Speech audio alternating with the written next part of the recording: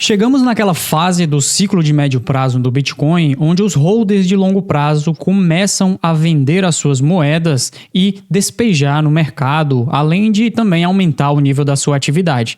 Por mais que isso pareça negativo para o Bitcoin, eu vou te mostrar nesse vídeo de hoje que não é bem assim. Na verdade, existem outros fatores que fazem com que esses holders de longo prazo realizem no mercado, principalmente realizando lucros, e também outros fatores que deverão impactar na precificação do Bitcoin, principalmente no que diz respeito à liquidez monetária, que está num ponto de virada no que diz respeito ao cenário macroeconômico. Mas fica aí até o final do vídeo que a gente vai abordar não só a parte dos holders de longo prazo, como eu também vou falar sobre a acumulação de baleias e também as perspectivas de liquidez em relação à economia chinesa e como é que isso pode impactar dentro do Bitcoin. Mas antes de eu trazer os gráficos aqui que eu trago todas as semanas, saiba que a gente está fazendo esse tipo de conteúdo de análise aqui no canal do Block Trends todas as segundas-feiras e também ao longo da semana com outros tipos de conteúdos. Então, se você ainda não é inscrito aqui do nosso canal, aproveita, faz a sua inscrição e deixa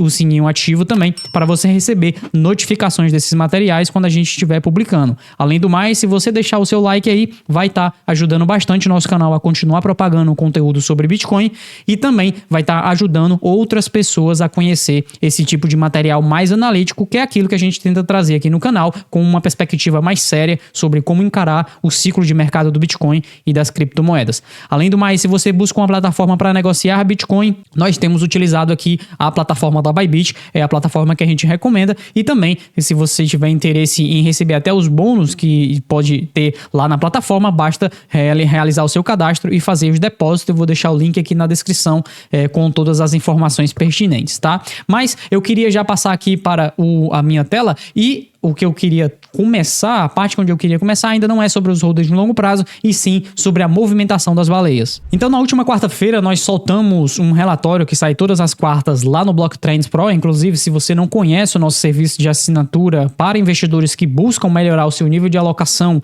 e aumentar a sua eficiência no mercado, eu vou deixar no primeiro link da descrição o link para o Block Trends Pro, e esse foi um relatório que saiu agora no dia 23 de outubro. Eu não vou falar sobre o tema do relatório em si, que é justamente o fato da diluição igualitária no Bitcoin tornar ele um ativo completamente diferente, mas se você quiser entender essa parte mais avançada, eu recomendo que você leia o relatório que está lá disponível, tá? Mas eu vou pular aqui para a parte da atividade institucional, só para a gente observar justamente a variação anual das reservas de baleias. Como você pode ver aqui, em 2024, nós tivemos o período de maior intensidade de acumulação institucional que já foi feita no Bitcoin. Isso, obviamente, veio com parte daquilo que os ETFs de Bitcoin Spot lá nos Estados Unidos trouxeram. Então, essa visão mais institucionalizada de ter um ativo na Bolsa de Valores norte-americana acabou favorecendo com que as baleias acumulassem aí, cerca de 700 mil BTC ao longo dos últimos 365 dias. Isso, obviamente, trouxe a maior acumulação institucional que nós já vimos acontecer no ciclo do Bitcoin e está ocorrendo agora em 2024.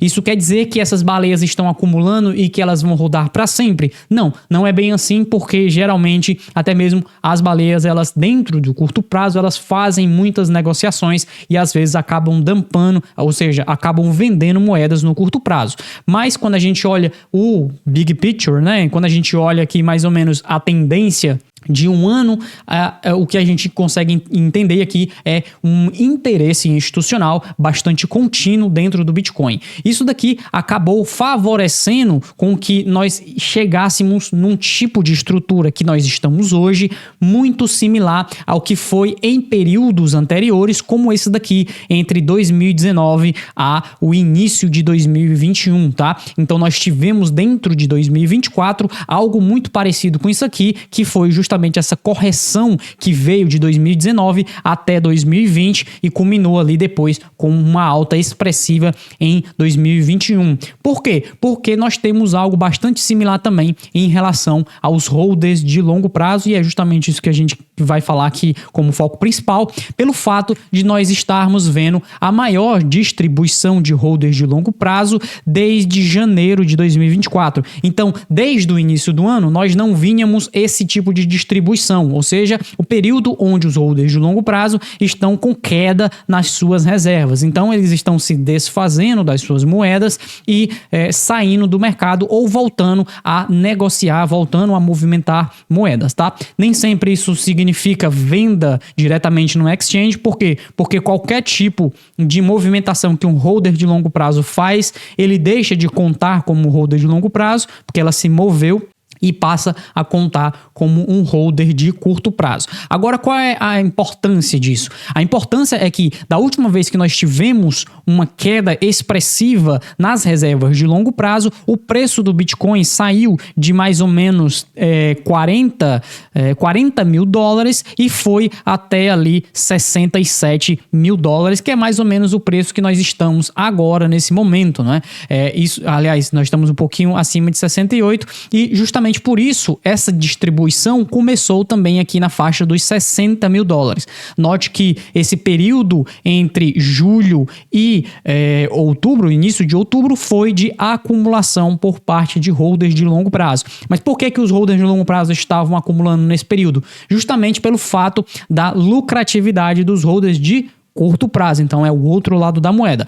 Por que eu tô falando isso? Porque durante esse período aqui, de julho a outubro, os holders de curto prazo estavam em prejuízo. Então nós temos essa linha cinza aqui e esse gráfico em laranja mostra o MVRV dos holders de curto prazo. Isso indica que os períodos onde eles estão mais próximos aqui da linha vermelha, eles estão em alto lucro, ou seja, estão com muito lucro, os investidores novatos estão lucrando bastante, e quando eles estão mais próximos, mais abaixo aqui da linha cinza, mais próximo da linha verde, significa que eles estão realizando com muito prejuízo. Então eles têm um prejuízo acumulado muito grande. Isso daqui faz com que durante esses períodos de prejuízo por parte de holders de curto prazo, tá? Que esse período aqui abaixo da linha cinza, ou seja, no negativo, então quando eles estão em prejuízo, é o mesmo período onde os holders de longo prazo estão absorvendo moedas. E esse tipo de dinâmica é bastante comum no mercado, tá? Isso não é algo que está ocorrendo só agora nesse ciclo.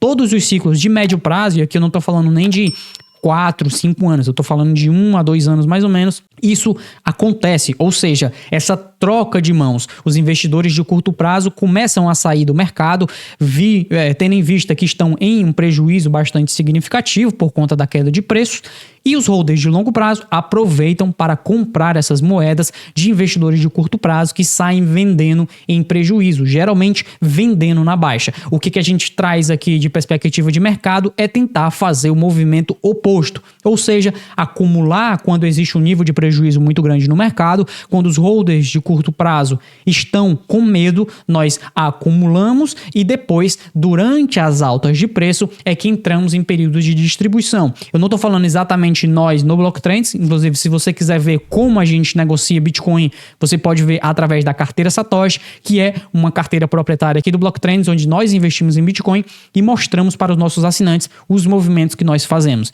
Então tem como você copiar a nossa carteira ou se inspirar para fazer o seu próprio investimento. Além disso, a gente também tem essa perspectiva de longo prazo, então essas movimentações aqui de um mês para o outro não são tanto buscadas aqui por nós, mas obviamente existem investidores que estão buscando esse lucro mais de curto prazo. Isso daqui é o tipo de dinâmica que faz com que essas moedas troquem de mão dos impacientes e vá para os mais pacientes, ou seja, aqueles que conseguem acumular durante longos períodos e esperar anos, talvez, para voltarem a realizar as suas posições. E esse tipo de realização que nós estamos vendo nos holders de longo prazo sinaliza que está havendo um aumento de atividade dentro da rede do Bitcoin e geralmente esses aumentos de atividade condizem com altas de preço.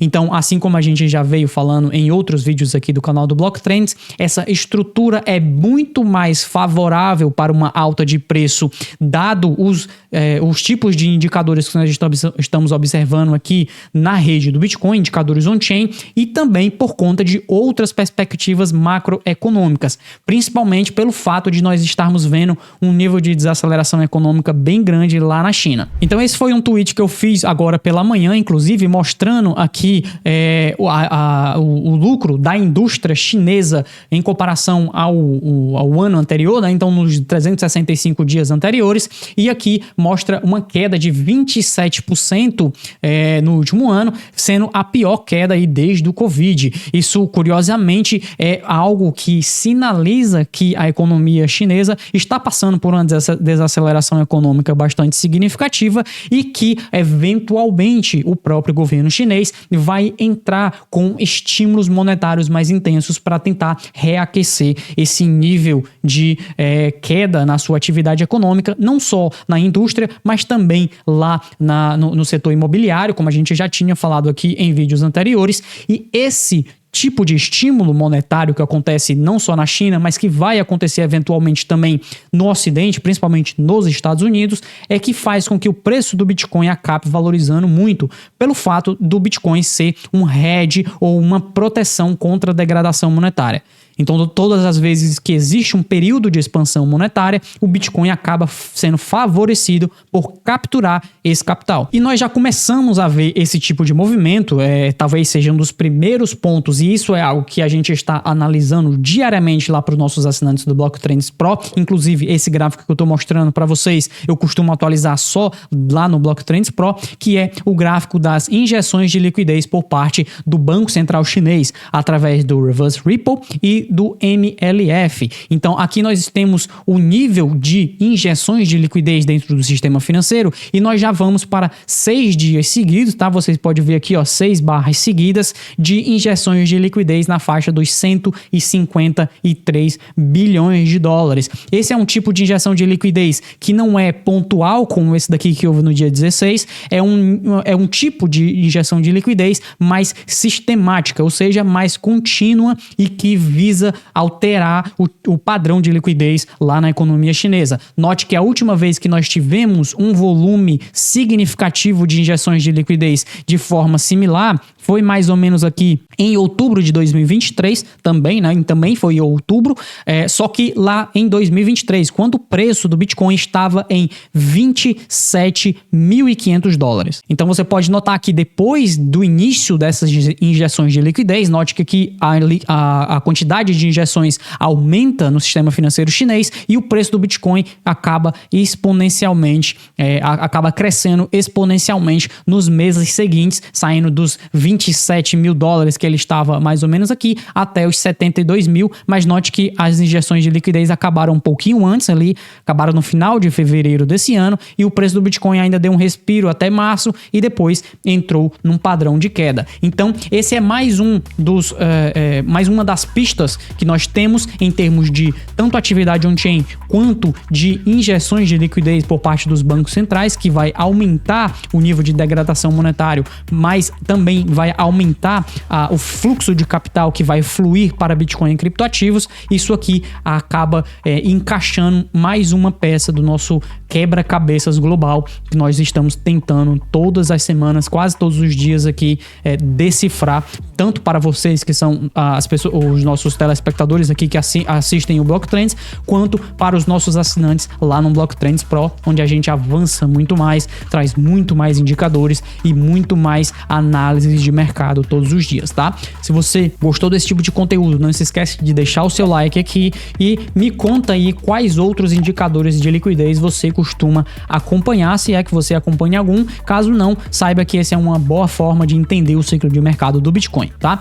Muito obrigado para você que esteve me acompanhando. Não se esqueça de deixar o seu like, se inscrever aqui no canal, e todas as informações do Blocktrends Pro eu vou deixar no primeiro link da descrição. A gente se vê no próximo conteúdo aqui do Blocktrends. Tchau!